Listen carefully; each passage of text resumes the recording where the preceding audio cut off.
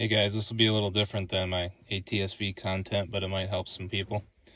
This is a 05 Envoy, and got this little Bluetooth apparatus here wired in so I can play Bluetooth audio to the factory radio here. This is a Bose factory radio with the XM factory option, which you will need for this. So I've seen videos on AUX. This is a similar concept, except the AUX cord runs to the Bluetooth unit, so you can transmit Bluetooth instead of the AUX cord running to your phone or whatever have you. So this is a battery-powered unit here. Power cord just runs right along here. I tucked it in behind the trim panel and connects to the plug here to get power. So that's how that operates. Then the aux cord, similar, runs along tucked in, and then it runs behind the dash, and it runs into the glove box area here where your wire and connector is that you got to tap into. The aux cord I had was actually a little bit too short, so what I did is I had some connectors at home. I just had this stuff laying around. I didn't pay any money for this, just used existing stuff at the house, and wired it to an RCA cable here. And it's a little too long for what I need, but it was actually already spliced. That's why I used it. So you can see this cable runs into that harness in the middle of your screen there. That harness connects to that silver box in the back. That is the XM unit. That harness goes to the XM unit, and then it also leads to a separate harness. If you see that orange sticker, it's attached to the wiring that goes from the harness I'm talking about to another harness just to the right of that orange sticker. It's tough to see there, but it's there. What you're going to look for is the speaker wires, the green and brown wires. They have a white line on the wires. Those are your speaker wires you're going to tap into. What I did is I just peeled the jacket back on both those wires, twisted the speaker wire portion of the RCA cable onto the speaker wires, and then soldered them. And then you also have a ground wire that you have to connect. You want to look for the black wire with the white line. In my case, there's two of them.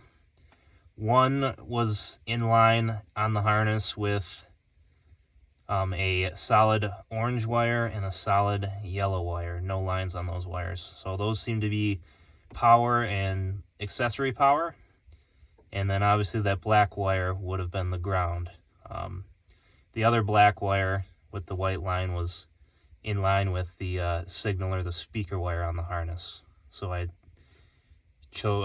did not choose that for that reason, and everything's working fine. So I recommend choosing the black wire with the white line that appears to be in line with the power wires on your harness. So again, this is an Envoy. Silverados or Suburbans might be different, but most likely very similar. So I tapped into those, and that's all you have to do for your installation. You might have to disassemble this glove box area a little bit. I took out 5 screws total, and I was able to access everything. The only wires that you do see are the wires up here. So if you can live with that, then I'd recommend this. Again, the aux wire runs to this Bluetooth unit, and then your phone connects to the Bluetooth, so you can play music through there, YouTube. This unit works well with phone calls, actually.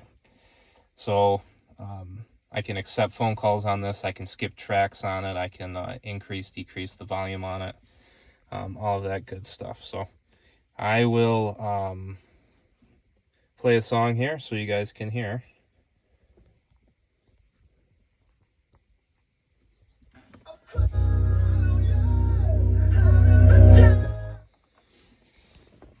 So there you go. As you can see, the audio works well.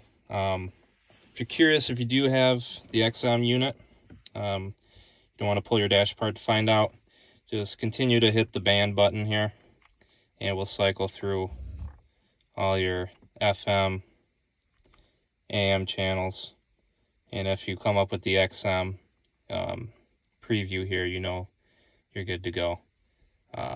This installation just flat out works, and I'd recommend it. Another thing to keep in mind is you will retain your steering wheel control, at least for the volume. To demonstrate that,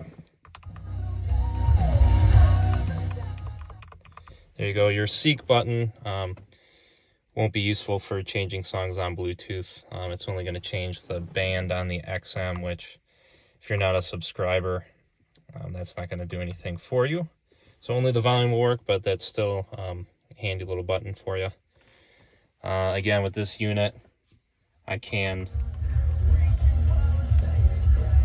skip tracks. Every unit's going to be different. You can increase and decrease the volume.